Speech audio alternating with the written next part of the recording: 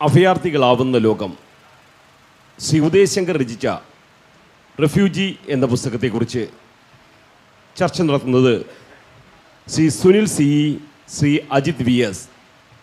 ഈ പുസ്തകം പ്രസിദ്ധീകരിച്ചിരിക്കുന്നത് ജ്ഞാനേശ്വരി പബ്ലിക്കേഷൻസ്. പുസ്തക ചർച്ചയ്ക്കായി വിശിഷ്ട അതിഥികളെ ക്ഷണിക്കുന്നു.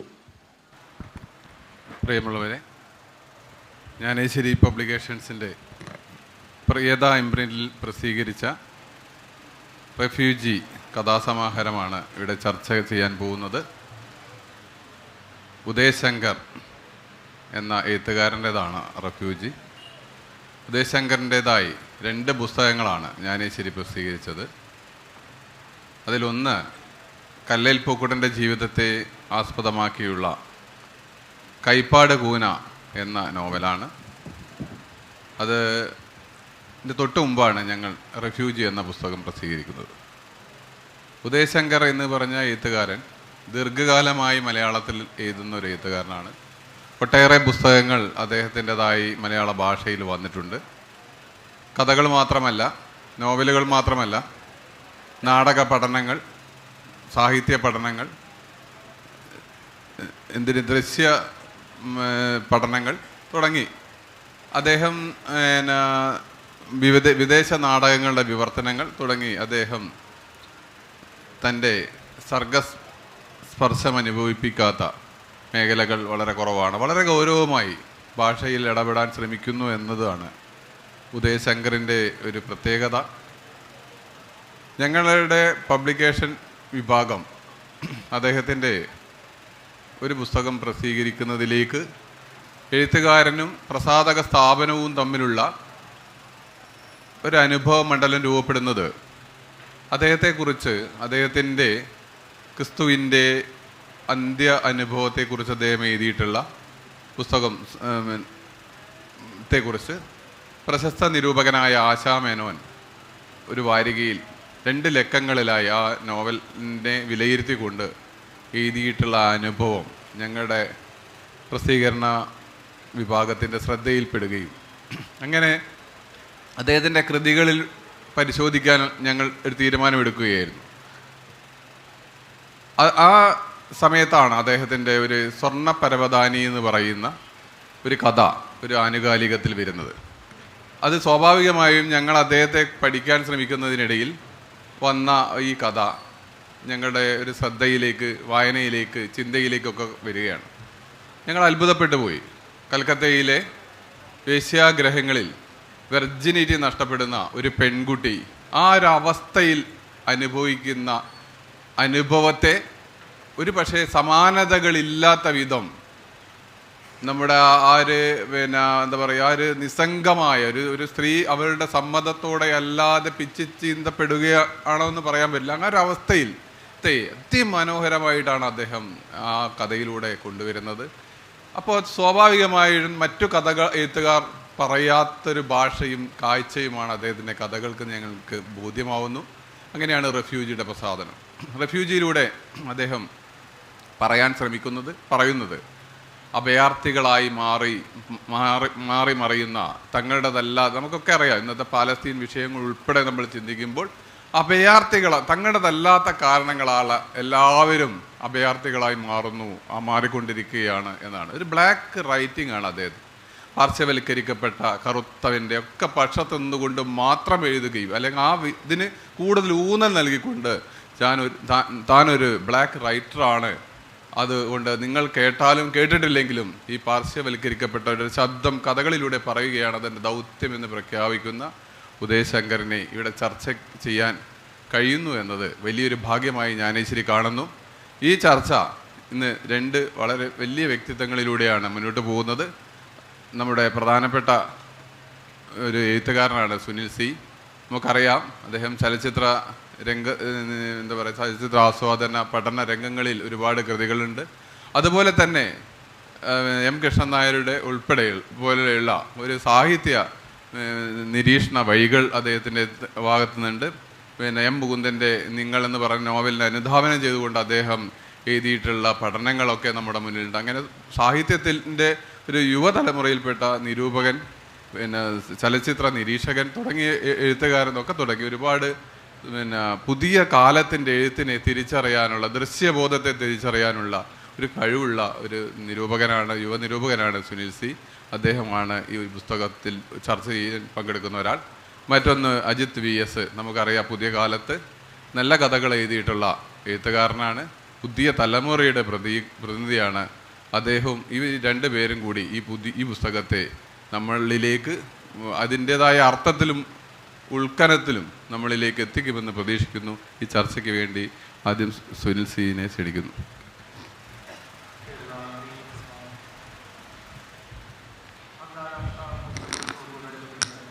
ഏറ്റവും പ്രിയപ്പെട്ട ശ്രീ മണിശങ്കർ, പ്രിയപ്പെട്ട കഥാകാരൻ VS അജിസ്, ഏറ്റവും പ്രിയപ്പെട്ടവരെ,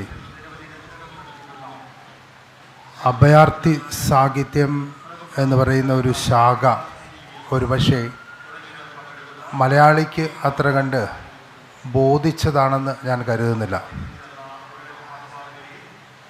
കാരണം മലയാളി സാഹിത്യകാരന്മാർ ഓരോ തവണയും ഓരോ തരം ട്രെൻഡുകൾക്ക് പിന്നാലെയാണ് സഞ്ചരിക്കുന്നത്. ഒരുപക്ഷെ കഴിഞ്ഞ ഒരു 10 വർഷത്തിനിടയിൽ മലയാള ഫിക്ഷൻ്റെ കലയിലെ ഏറ്റവും വലിയ പരീക്ഷണമെന്നോ അതല്ലെങ്കിൽ ഏറ്റവും വലിയ കോമൺ ഇഫക്റ്റുള്ള ജോണറുള്ള സംഗതി എന്ന് പറയുന്നത് കുറ്റാന്വേഷണ സാഹിത്യമാണ്. അതിപ്പോൾ ഒരുപക്ഷെ ഒരു ഫാഷനായി തീർന്നിട്ടുണ്ട്. കുറ്റാന്വേഷണം എന്ന് പറയുന്നത് GR ഇന്ദുഗോപനെ പോലെ പ്രഗത്ഭരായവർ കൈകാര്യം ചെയ്യുന്ന ഒരു സംഗതി ഏറ്റവും പുതിയ തലമുറ ഏറ്റെടുക്കുകയും അതൊരു ഫാഷൻ തരംഗമായി ഒരുപക്ഷെ മലയാള സാഹിത്യത്തിൽ നിലനിൽക്കുകയും ചെയ്യുകയാണ്. റെഫ്യൂജി ലിറ്ററേച്ചർ അഥവാ അഭയാർത്ഥി സാഹിത്യം എന്ത് എന്നുള്ള ചോദ്യം ആവർത്തിച്ചിട്ട് വേണം ഒരുപക്ഷെ ഉദയശങ്കറിൻ്റെ കഥയെ ചർച്ച ചെയ്യാനെന്നാണ് ഞാൻ കരുതുന്നത്. നമുക്കറിയാം, ഈ ഡയസ്പോറ ലിറ്ററേച്ചർ എന്ന് പറയുന്ന വലിയൊരു സംഗതി ലോകത്തെമ്പാടും നിലനിൽക്കുന്നു. ഡയസ്പോറ ലിറ്ററേച്ചറിൻ്റെ വലിയ അനുരണനങ്ങളും അതിൻ്റെ തുടർച്ചകളും ഒരുപക്ഷെ അവിടെ തുടങ്ങി അവിടെ അവസാനിക്കുന്നു എന്നാണ് ഞാൻ മനസ്സിലാക്കുന്നത്. ഡയസ്പോറയുടെ ഒരു ആനുകൂല്യവും ഒരുപക്ഷെ മലയാള സാഹിത്യത്തിലേക്ക് കടന്നു എന്ന് ഞാൻ കരുതുന്നില്ല. അപ്പം ആഗോള കുടിയേറ്റമെന്നും പ്രാദേശിക കുടിയേറ്റമെന്നും പറയുന്നത് പോലെ ഈ ആഗോള അഭയാർത്ഥിത്വവും പ്രാദേശിക അഭയാർത്ഥിത്വവും നേരിട്ട ഒരുപാട് എഴുത്തുകാരുണ്ടായിരുന്നു. ഒരു ഘട്ടത്തിൽ വിക്ടർ ഹ്യൂഗോവും ബ്രത്ത്, അങ്ങനെ എത്രയോ പേർ ഒരുപക്ഷെ ഈ റെഫ്യൂജി സ്വഭാവമുള്ള എഴുത്തിൻ്റെ കലയിലൂടെയും ജീവിതത്തിലൂടെയും കടന്നു പോയിട്ടാണ് ഒരുപക്ഷെ ഈ എഴുത്തിൻ്റെ മൂർധന്യ അവസ്ഥകളിലേക്ക് എത്തിയെന്നാണ് ചരിത്രം പറയുന്നത്. അങ്ങനെ നമ്മൾ പലപ്പോഴും ഈ അഭയാർത്ഥികളെ കാണുന്നത് എങ്ങനെയാണ്? പൊട്ടൻഷ്യൽ ടെററിസ്റ്റ് എന്ന രീതിയിലാണ്. ഒരു പൊട്ടൻഷ്യൽ ടെററിസ്റ്റ് എന്ന രീതിയിലാണ് ഒരുപക്ഷെ ഒരു അഭയാർത്ഥിയെ ഇന്നും ലോകത്തെവിടെയും കണ്ടുകൊണ്ടിരിക്കുന്നത്, മനസ്സിലാക്കുന്നത്. ഈ പൊട്ടൻഷ്യൽ ടെററിസ്റ്റ് എന്ന് പറയുന്ന കാഴ്ചപ്പാടിൽ നിന്ന് പുറത്തേക്ക് കടക്കാൻ ചിലപ്പോഴെങ്കിലും ചില കൃതികൾ നിമിത്തമാകുന്നുണ്ട്. എനിക്ക് തോന്നുന്നു ലോകത്ത് ഉണ്ടായിട്ടുള്ള 2012 ശേഷമാണ് ലോകത്ത് ഈ അഭയാർത്ഥി സാഹിത്യത്തിൻ്റെ ഏറ്റവും പുതിയ കണ്ടെത്തലുകൾ സംഭവിച്ചിട്ടുള്ളത്. അപ്പം ലൈല അബ്ദുൽ റസാഖ് എന്ന് പറഞ്ഞിട്ട് ഒരു എഴുത്തുകാരിയുണ്ട്. ബദാവി എന്ന് പറഞ്ഞിട്ട് അവരുടെ നോവൽ ലോകത്ത് ചർച്ച ചെയ്യപ്പെട്ടതാണ്. സ്വന്തം നാട്ടിൽ നിരാകരിക്കപ്പെട്ടതും നിരോധിക്കപ്പെട്ടതുമാണ്. ഇത് പറയുമ്പോൾ ഈ ലൈലയുടെ അച്ഛൻ പറഞ്ഞു കൊടുത്ത് കേട്ടിട്ടുള്ള അഭയാർത്ഥി കഥകൾ, സ്വഭാവങ്ങൾ, അതിൻ്റെ രൂപീകരണങ്ങൾ, അതിൻ്റെ ഈ ഒരിക്കലും കൊഴിഞ്ഞു പോകാത്ത വേദനകൾ, രോദനങ്ങളൊക്കെയാണ് പിന്നീട് ലൈല ഈ ബഡാവി എന്ന് പറയുന്ന നോവലിൽ ആവിഷ്കരിക്കുന്നത്. പിന്നീട് നമ്മൾ മനസ്സിലാക്കുന്ന ഇതാണ്, ഈ അഭയാർത്ഥി സാഹിത്യം എന്ന് പറയുന്ന സംഗതിയുടെ വളർച്ചയ്ക്ക് തന്നെ, ആ ജോണറിലുള്ള ആ തലത്തിലുള്ള ഒരു സാഹിത്യ രൂപത്തിൻ്റെ വളർച്ചയ്ക്ക് തന്നെ പിന്നീട് ഈ കൃതി ചർച്ചയ്ക്കെടുക്കപ്പെടുന്നു എന്നുള്ളതാണ് പിന്നീട് നമ്മൾ കാണുന്നത്. അപ്പോൾ ആരനുഭവിക്കുന്നു എന്നുള്ളതാണ്. നമ്മൾ ഇപ്പോഴും കരുതുന്നത് പൊട്ടൻഷ്യൽ ടെററിസ്റ്റ് എന്ന് പറഞ്ഞ് മാറ്റി നിർത്തപ്പെടുന്ന ഇവർക്ക് എവിടെയാണ് ഇടം കൊടുക്കുന്നത്? നമ്മൾ പൊട്ടൻഷ്യൽ ടെററിസ്റ്റുകൾ എന്ന് പറഞ്ഞിട്ട് മാറ്റി നിർത്തപ്പെടുന്ന ഇവർക്ക് നമ്മൾ ഇടം കൊടുക്കുന്നത് എവിടെ എന്നുള്ള ചോദ്യം ഇപ്പോഴും നിലനിൽക്കുകയാണ്. ഇതിൻ്റെ വെളിച്ചത്തിലാണ് ഒരുപക്ഷെ ഇത് ലാസ്റ്റ് ഇല്യൂഷൻ എന്ന് പറഞ്ഞിട്ട് മറ്റൊരു നോവൽ പിറവിയെടുക്കുന്ന പൊറോക്കിസ്ത കൽപൂർ എന്ന് പറയുന്ന എഴുത്തുകാരൻ. തീർച്ചയായിട്ടും ഇറാനിയൻ റെഫ്യൂജിയൻ ജീവിതമാണ് പറയുന്നത്. ഇറാനിയൻ റെഫ്യൂജി, അതായത് ഇറാനിൽ ജനിക്കുകയും പിന്നീട് റെഫ്യൂജി ആക്കപ്പെടുമ്പോൾ US പൗരനായി മാറുകയും ചെയ്ത ഒരാളുടെ ദയനീയ ജീവിതത്തെയാണ് അതിൽ ആവിഷ്കരിക്കുന്നത്. അതായത് ഇറാനിൽ നിന്ന് ദത്തെടുക്കപ്പെടുന്ന ഒരു ആൺകുട്ടി, ഈ ആൺകുട്ടിയെ അടച്ചിട്ടിട്ട്, ഒരു അമേരിക്കൻ മനഃശാസ്ത്രജ്ഞൻ ഈ കുട്ടിയെ അടച്ചിട്ടിട്ട് ഒരു പക്ഷിയെപ്പോലെ, ഇങ്ങനെ എന്താ പറയുക, ഏത് നാരിന് പോലും ഉടക്കിയെടുക്കാവുന്ന ഒരു പക്ഷിയെപ്പോലെ തളച്ചിട്ട് വളർത്തുകയും പിന്നീട് സ്വതന്ത്രമാക്കുകയും ചെയ്യുന്ന ഒരു കഥയാണ് ഒരുപക്ഷെ ഇത് ലാസ്റ്റ് ഇല്യൂഷൻ എന്ന് പറഞ്ഞിട്ടുള്ള അഭയാർത്ഥി നോവൽ പറയുന്നത്. ഇങ്ങനെ ലോകത്തൊരുപാട് ഇതുപോലെ ഇയാൾ പിന്നീട് ഈ കുട്ടിയെ ന്യൂയോർക്കിലേക്ക് കൊണ്ടുപോകുന്നത്. ഏതാണ്ട് ഈ അഭയാർത്ഥികളെ എപ്പോഴും നമ്മളിവിടെ ഈ നാട്ടിൽ നിലം പൂട്ടാൻ കാളയെ കൊണ്ടുപോകുന്നത് പോലെയാണ് പലയിടങ്ങളിലും കൊണ്ടുപോക്കപ്പെടുന്നത്. ഈ ദുരന്തങ്ങളിൽ മുഴുവൻ ദുരന്തങ്ങളിലൂടെയും ഒരുപക്ഷെ ഈ നോവലിസ്റ്റിലെ കേന്ദ്ര കഥാപാത്രത്തെ കൊണ്ടെത്തിക്കുന്നു എന്നുള്ളതാണ്. അങ്ങനെ ഈ അഭയാർത്ഥിത്വം എന്ന് പറയുന്നതിൻ്റെ തീവ്രത, കഠിനത, അതിൻ്റെ വേദന, അതിൻ്റെ ദുരൂഹത, നമ്മൾ ഈ പൊട്ടൻഷ്യൽ ടെററിസ്റ്റുകൾ എന്ന് പറഞ്ഞിട്ട് വിശേഷിപ്പിക്കുന്ന ആ തത്വമുണ്ടല്ലോ, ആ തത്വം മുഴുവൻ ഒരുപക്ഷെ ഇത്തരം നോവലുകളിൽ പ്രകടമാകുന്നു എന്നുള്ളതാണ്. വേറൊരു നോവലുണ്ട്, നിഷ സീരീസ് എന്ന് പറഞ്ഞിട്ട് ഒരു എഴുത്തുകാരൻ്റെ. അതിനകത്ത് പറയുന്നത് സൈലൻസ് ആൻഡ് ദ റോർ എന്നാണ് നോവലിൻ്റെ പേര്. ഇതും ഒരു റെഫ്യൂജി ലിറ്ററേച്ചർ ഗണത്തിൽപ്പെട്ട നോവലാണ്. അതായത് 2012 സിറിയ വിട്ട് നിഷാദ്, രാഷ്ട്രീയ കാരണങ്ങളുണ്ട്, അതിന് സ്വകാര്യമായ കാരണങ്ങളുണ്ട്, പല കാരണങ്ങളുണ്ട്, വാറുണ്ട്, പല സംഗതികൾ നിലനിൽക്കുന്നതിനിടയിൽ നിന്ന് ഇയാൾ മോചനത്തിന് വേണ്ടിയാണ് ഈ അഭയാർത്ഥിത്വം സ്വീകരിക്കുന്നത് എന്നുള്ളതാണ്. അതുകൊണ്ട് നമ്മൾ ഇത്രയും കാലം ധരിച്ചു വെച്ചിരിക്കുന്നത്, അപ്പം സർക്കാരുകളെ പ്രഘോഷിക്കാതിരിക്കുന്നതിനാണ് ഒരുപക്ഷെ നിഷാ സീരീസ് വിഭാവനം ചെയ്യുന്നത്. സൈലൻസ് ആൻഡ് ദ റോർ എന്ന് പറയുന്ന നോവലിലെ കേന്ദ്ര കഥാപാത്രം രാജ്യത്തു നിന്ന് പുറത്താക്കപ്പെടുന്നത്.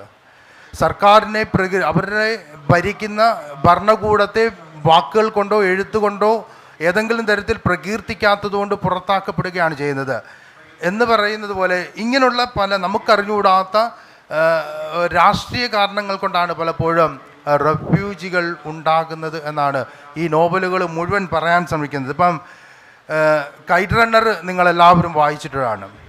ഖലീൽ ഹൊസൈനിയുടെ കൈറ്റ് റണ്ണർ വായിക്കാത്ത മലയാളി ഉണ്ടാകുമെന്ന് ഞാൻ കരുതുന്നില്ല. ഇതും റെഫ്യൂജി ലിറ്ററേച്ചറിൻ്റെ, അഭയാർത്ഥി സാഹിത്യത്തിൻ്റെ തുടർച്ചയെ ഓർമ്മിപ്പിക്കുന്ന ഒരു കൃതിയാണ്. അങ്ങനെയൊക്കെ ഇത്രയും വലിയൊരു പാരമ്പര്യം ഒരുപക്ഷെ ഈ റെഫ്യൂജി ലിറ്ററേച്ചർ എന്ന് പറയുന്ന ഒരു സംഗതിക്ക് ഇന്ന് കിട്ടിക്കൊണ്ടിരിക്കുകയാണ്. അതായത് നിങ്ങൾ കാണുന്ന മലയാളത്തിൽ ഇന്നിറങ്ങുന്ന കുറ്റാന്വേഷണ നോവലുകൾ അഥവാ ഷോർട്ട് ഫിക്ഷനുകൾ എന്ന് പറയുന്ന സംഗതിയിൽ നിന്ന് ഒരുപക്ഷെ ഒരു കാതം പോലും മുമ്പോട്ട് സഞ്ചരിക്കാൻ ഇവിടുത്തെ റെഫ്യൂജി ലിറ്ററേച്ചർ അഥവാ അനുഭവിച്ചിട്ടുള്ളവർക്ക് പോലും, ഇപ്പോൾ ഇസ്രയേൽ അല്ലെങ്കിൽ അതുപോലുള്ള രാജ്യങ്ങൾ ഇത് കണ്ടവരുണ്ട്, നേരിട്ട് അനുഭവിച്ചവരുണ്ട്. പക്ഷെ അവർക്ക് ആവിഷ്കരിക്കാൻ സാധിക്കാത്ത ഒരു സംഗതിയെ തീർച്ചയായിട്ടും ഈ ഉദയശങ്കർ കഥയിൽ കൊണ്ടുവരുന്നു എന്ന് പറയാൻ വേണ്ടിയിട്ടാണ് ഞാനിത് പറഞ്ഞത്. റെഫ്യൂജി എന്ന് പറയുന്ന കഥാസമാഹാരത്തിൽ ഈ റെഫ്യൂജി സംസ്കാരത്തെ, ഇതൊരു എന്താ പറയുക, ഈ വേദനയെ പോലും സംസ്കാരമാക്കി ഒരുപക്ഷെ ഉദയശങ്കർ അവതരിപ്പിക്കുന്നു എന്നുള്ളതാണ്. ഒരാൾ അനുഭവിക്കുന്ന ഈ പറയുന്ന ടെർമിനേറ്റ് ചെയ്യപ്പെടുന്ന, ഏകാന്തമാക്കപ്പെടുന്ന, വളരെ ഡേഞ്ചറസ് ആയ സിറ്റുവേഷനുകളെ അഭിമുഖീകരിക്കേണ്ടി വരുന്ന ഒരാൾ നേരിടുന്ന മുഴുവൻ എന്താ പറയുന്ന ഏകാന്തതയെ, ഒറ്റപ്പെടലിനെയും ടെർമിനേഷനെയും ഒക്കെ ഒരുപക്ഷെ ഈ പറയുന്ന റെഫ്യൂജി എന്ന് പറയുന്നതിനകത്തൊരു ഒറ്റ കഥയാണത്. ഈ കഥയിൽ തീർച്ചയായിട്ടും ഉദയശങ്കർ വ്യാഖ്യാനിക്കുന്നുണ്ട്. അതുകൊണ്ട് തന്നെ നമ്മൾ പലപ്പോഴും നോവലിൻ്റെ സമീപഭാവിയിൽ നടക്കുന്ന പല പരീക്ഷണങ്ങളെയും ഉൾക്കൊള്ളാത്തവരാണ്. ഇപ്പം ലോകത്തിലെ ഏറ്റവും വലിയ ടെസ്റ്റ് നോവൽ, ഇപ്പം ടെസ്റ്റ് നോവലിൻ്റെ കാരണമാണ് കാണുന്ന കാലത്തിലെ നോവലിൻ്റെ കലയാണ് പ്രവർത്തിക്കുന്നത്. അങ്ങനെ ടെസ്റ്റ് നോവലുകളുടെ കാലത്തിൽ ലിസ ഗ്രീൻവാൾഡേയും പോലൊക്കെ ഉള്ളവർ, അല്ലെങ്കിൽ ആൽജിബ്ര സാംബെ പോലുള്ളവർ വലിയ പരീക്ഷണങ്ങൾ നടത്തുന്നുണ്ട്. ഈ പരീക്ഷണങ്ങളെ നമ്മൾ ഒരുപക്ഷെ ഉൾക്കൊള്ളാത്തത് കൊണ്ട് തന്നെ ഇങ്ങ് അറ്റം കേരളത്തിലേക്ക് വരുമ്പോൾ, കേരളത്തിൻ്റെ മണ്ണിലേക്ക്, അക്ഷര മണ്ണിലേക്ക് വരുമ്പോൾ, സാഹിത്യ മണ്ണിലേക്ക് വരുമ്പോൾ ഒരുപക്ഷെ ഇത്തരം കൃതികൾ നമ്മൾ ചെകഞ്ഞെടുക്കുകയോ ശ്രദ്ധിക്കുകയോ ഒന്നുമില്ല എന്നുള്ളത് വാസ്തവമാണ്. അതുകൊണ്ട് തന്നെ ഉദയശങ്കർ മുമ്പോട്ട് വയ്ക്കുന്ന രാഷ്ട്രീയം തീർച്ചയായിട്ടും ഈ കീഴാള രാഷ്ട്രീയമാണ്, ദളിത് രാഷ്ട്രീയമാണ്, ഒതുക്കപ്പെട്ടവൻ്റെ രാഷ്ട്രീയമാണ്, എന്താ പറയുക, തിരസ്കൃതനായവൻ്റെ രാഷ്ട്രീയമാണ് ഉദയശങ്കർ എല്ലാ കഥകളിലും പറയുന്നത്. ഈ ഏറ്റവും ചെറിയ കുറച്ച് മീനിയേച്ചർ ലെവലിലുള്ള കഥകളാണ് ഇതിനകത്തുള്ളത് മുഴുവൻ. ഈ മീനിയേച്ചർ വരികൾ മതി, അല്ലെ ചെറിയ മീറ്റർ മതി ഈ കീഴാളൻ്റെ രാഷ്ട്രീയം പറയാൻ എന്ന് സ്ഥാപിച്ചെടുക്കുന്ന ഒരു രീതി തീർച്ചയായിട്ടും ഉദയശങ്കറിൻ്റെ ഈ റെഫ്യൂജികളാകുന്ന അല്ലെങ്കിൽ അഭയാർത്ഥി സാഹിത്യത്തിൻ്റെ ചുവട് പിടിച്ചൊപ്പിച്ചിട്ടുള്ള ഇതിലെ മുഴുവൻ കഥകളിലും കാണാൻ സാധിക്കും. അപ്പം അത്തരത്തിൽ വായിക്കപ്പെടേണ്ടുന്ന അല്ലെങ്കിൽ അത്തരത്തിൽ സൈറ്റ് ചെയ്യപ്പെടേണ്ടുന്ന ചില കാഴ്ചകൾ, രാഷ്ട്രീയ കാഴ്ചകൾ തീർച്ചയായിട്ടും ഉദയശങ്കറിൻ്റെ റെഫ്യൂജിയിൽ പ്രകടമാക്കുന്നു എന്ന് പറയാൻ വേണ്ടിയാണ് ഇത്രയും കാര്യങ്ങൾ പറഞ്ഞത് എന്ന് മാത്രം ഓർമ്മിപ്പിക്കുകയാണ്. മറ്റെന്താണ്, the beautiful things that heaven bears എന്ന് പറഞ്ഞിട്ട് ഏറ്റവും ഒടുവിൽ വന്ന ദിനോവിൻ്റെ ഒരു റെഫ്യൂജി ലിറ്ററേച്ചർ ഗണത്തിൽപ്പെട്ട ഒരു നോവലുണ്ട്. ഏറ്റവും ഒടുവിൽ വന്നിരിക്കുന്ന പുസ്തകമാണത്. ഈ അഭയാർത്ഥിത്വം എന്ന് പറയുന്ന സാഹിത്യ ജനുസ് ഒരു പക്ഷേ രൂപപ്പെടാൻ പോകുന്നത് ഈ പുസ്തകത്തിലൂടെയാണ്, അല്ലെ ലോകത്ത് ഇനി ചർച്ച ചെയ്യപ്പെടാൻ പോകുന്നത്. അതായത് 2012 ശേഷം ലോകത്തെവിടെയും ഇങ്ങനെ ഒരു ബ്രാൻഡിങ് കൂടി ഉണ്ടാക്കപ്പെട്ടിട്ടുണ്ട്. അഭയാർത്ഥി ലിറ്ററേച്ചർ അഥവാ റെഫ്യൂജി ലിറ്ററേച്ചർ എന്ന് പറയുന്ന ഒരു ബ്രാൻഡിങ് 2012 ശേഷം വളരെ സജീവമാകുകയും റിസർച്ച് ഇനമായി മാറുകയും റിസർച്ച് ഐറ്റമായി മാറുകയൊക്കെ ചെയ്തു. അപ്പം അത്തരം ഒരു കാലഘട്ടത്തിലാണ് ഒരു പക്ഷേ ഈ ഉദയശങ്കറിൻ്റെ കഥാപുസ്തകത്തിന് ഇടം എന്നാണ് ഞാൻ വിശ്വസിക്കുന്നത്.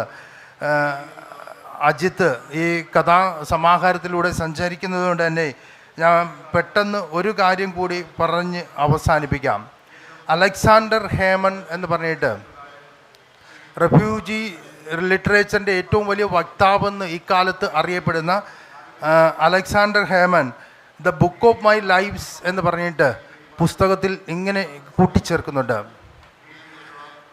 അതിൻ്റെ ഒരു നേരിയ രൂപരേഖ മണിശങ്കർ ഇവിടെ സ്വാഗതം പറഞ്ഞപ്പോൾ പറയുകയുണ്ടായി.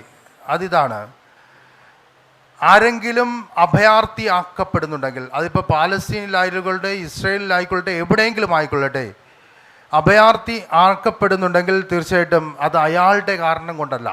ഒന്നുകിൽ ഭരണകൂടത്തിൻ്റെ കുഴപ്പങ്ങൾ കൊണ്ട്, അല്ലെങ്കിൽ അവിടുത്തെ മാധ്യമ മാഫിയയുടെ കുഴപ്പങ്ങൾ കൊണ്ട്, അതല്ലെങ്കിൽ അവിടുത്തെ സിവിൽ വാർ, അതർ വാറിൻ്റെ കുഴപ്പങ്ങൾ കൊണ്ട്. അങ്ങനെ യുദ്ധങ്ങളുടെയും കലാപങ്ങളുടെയും കാലത്തൊക്കെയാണ് ഒരാൾ ഒരുപക്ഷെ അഭയാർത്ഥിയാക്കപ്പെടുന്നത്. അല്ലെങ്കിൽ ഭരണകൂടം അയാൾക്ക് അനുകൂലമല്ലാതായി മാറുമ്പോൾ, അയാൾക്ക് വിപരീതനായി ചരിക്കുമ്പോഴാണ് ഒരുപക്ഷെ അയാൾ അഭയാർത്ഥിയാക്കപ്പെടുന്നത്. ഇത്തരം ചില ദർശനങ്ങളെയാണ് ഒരുപക്ഷെ Alexander Hemon the book of my lives എന്ന് പറഞ്ഞിട്ട് പുസ്തകത്തിൽ അവതരിപ്പിക്കുന്നത്. അങ്ങനെ റെഫ്യൂജി ലിറ്ററേച്ചർ എന്ന് പറയുന്ന ഒരു സംഗതി ലോകത്ത് എവിടെയും പ്രബലമായിക്കൊണ്ടിരിക്കുകയാണ്. അതിൻ്റെ അനുരണനങ്ങളോ അനുഭവങ്ങളോ നമുക്കില്ലാത്തത് കൊണ്ട് ആയിരിക്കും ഒരുപക്ഷെ മലയാളത്തിൽ അഭയാർത്ഥി സാഹിത്യത്തിന് ഒരിടം ഇല്ലാതെ പോകുന്നത്. അതുകൊണ്ട് നമ്മൾ എന്ത് ചെയ്തു? അതുകൊണ്ട് നമ്മൾ കുറ്റാന്വേഷണ മേഖലയെ ഒരു ഫാഷനായി തിരഞ്ഞെടുത്തു. അത് ഇങ്ങനെ എല്ലാവരും വൾഗറാക്കിക്കൊണ്ടിരിക്കുകയാണ് കുറ്റാന്വേഷണ മേഖലയെ. ശരിക്കും പറഞ്ഞാൽ ഈ കുറ്റാന്വേഷണ സംഗതിയിൽ ആർതർ കോനൻ ഡോയൽ ചെയ്തതിനേക്കാളും വലുതിന് ചെയ്യാനുണ്ടോ എന്നുള്ള ചോദ്യമുണ്ട്. അതുകൊണ്ട് തന്നെ അത്രയും വലിയൊരു പുസ്തകം ഉണ്ടാക്കി വെച്ചെടുത്ത് ഇനി കുറ്റാന്വേഷണത്തെക്കാൾ ഇത്തരം അനുഭവങ്ങളും അനുഭവ പാഠങ്ങളുമാണ് ഈ പറയുന്ന അഭയാർത്ഥി സാഹിത്യത്തിൻ്റെ ഭാഗമായി, ടെർമിനേറ്റ് ചെയ്യപ്പെടുന്നവരുടെ ഭാഗമായി, ഡേഞ്ചറസ് സോണിലേക്ക് അയക്കപ്പെടുന്നവരുടെ ഭാഗമായി ഈ രീതിയിലുള്ള സാഹിത്യമാണ് ഉണ്ടാകേണ്ടതെന്ന് മാത്രം പറയുകയാണ്. ഈ പുസ്തകത്തിന്, ഉദയശങ്കറിൻ്റെ റെഫ്യൂജി എന്ന് പറയുന്ന കഥാപുസ്തകത്തിന് വായനാദൂരം ആശംസിച്ചുകൊണ്ട് ഞാൻ എൻ്റെ വാക്കുകൾ നിർത്തുന്നു. PS അജിത്ത് കഥയിലൂടെ സഞ്ചരിക്കും. അതിനുവേണ്ടി അദ്ദേഹത്തെ ക്ഷണിക്കുന്നു.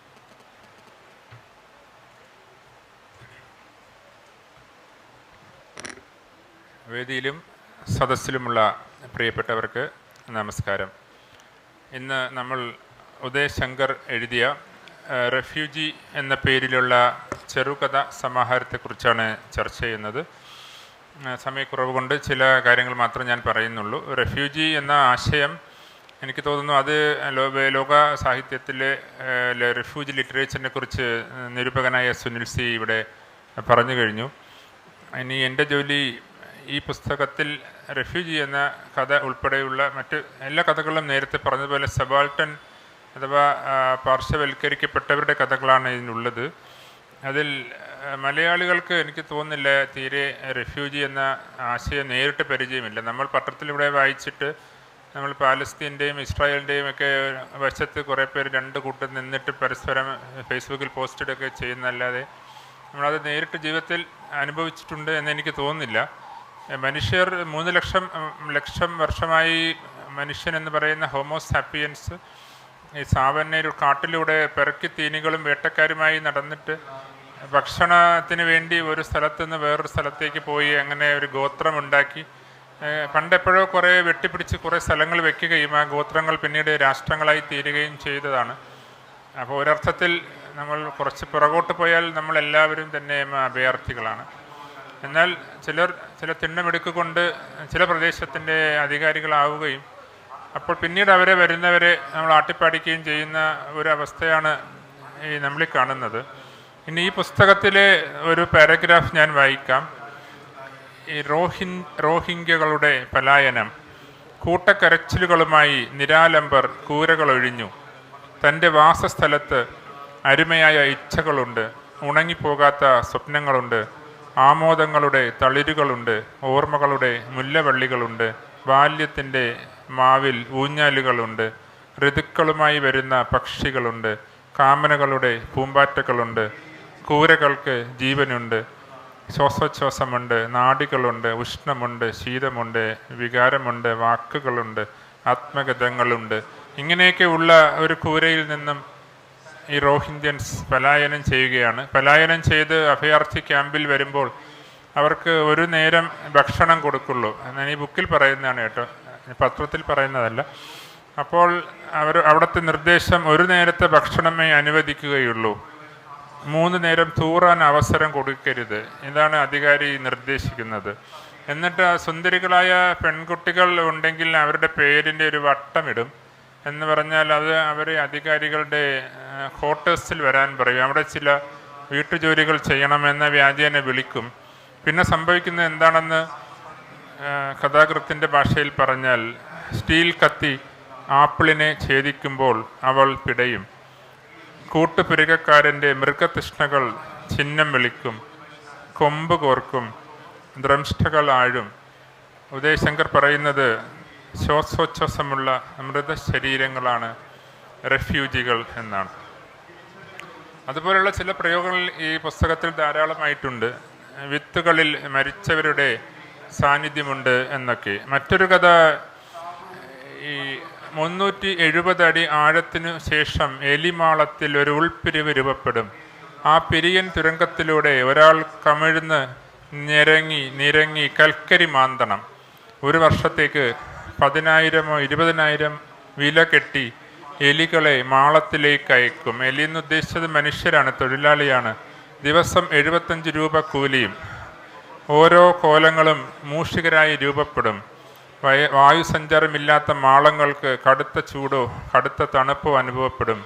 തണുപ്പാണെങ്കിൽ അപകടം പതിയിരിക്കുന്നുണ്ട്. ഉറവ പൊട്ടി മുങ്ങി മരിക്കേണ്ടി വരും. ജലം കൊണ്ട് ചാവ് തീണ്ടണം എന്ന് പറയുന്ന ഖനിത്തൊഴിലാളിയുടെ അവസ്ഥ മറ്റൊരു കഥയിൽ പറയുന്നുണ്ട്. എനിക്ക് തോന്നുന്നത് നമ്മളെ കേരളത്തിൽ ഒരു പ്രശിക്ഷിച്ച് നമുക്കൊരു തൊഴിൽ സംസ്കാരം, തൊഴിലെന്ന് പറയുന്നത് അത്ര വലിയ ആയാസപ്പെടാതെ ശമ്പളം കിട്ടുന്ന അവസ്ഥയാണ് എന്ന് വ്യാഖ്യാനിക്കപ്പെടുന്ന ഒരു സമൂഹത്തിൽ ഇരുന്നു കൊണ്ട് ചിന്തിക്കുമ്പോൾ ഈ കഥ നമുക്ക് എത്രത്തോളം മനസ്സിലാവും എന്നെനിക്ക് അറിഞ്ഞുകൂടാ. പക്ഷേ നമുക്കിപ്പോൾ അതുകൊണ്ട് നമ്മൾ ഈ ബംഗാളികളെ ഇപ്പോൾ ഔട്ട്സോഴ്സ് ചെയ്യുകയുമാണല്ലോ. അപ്പോൾ ഈ പുസ്തകത്തെക്കുറിച്ച് കൂടുതൽ ഇവിടെ സമയം എഴുതി കാണിച്ചിട്ടുണ്ട്. ഇനി ഏതാനും മിനിറ്റുകളെ അല്ല, സെക്കൻഡുകളൊക്കെ ഉള്ളൂ. അതുകൊണ്ട് ഞാൻ പറയാനുള്ളത്, ഈ പുസ്തകം എപ്പോഴും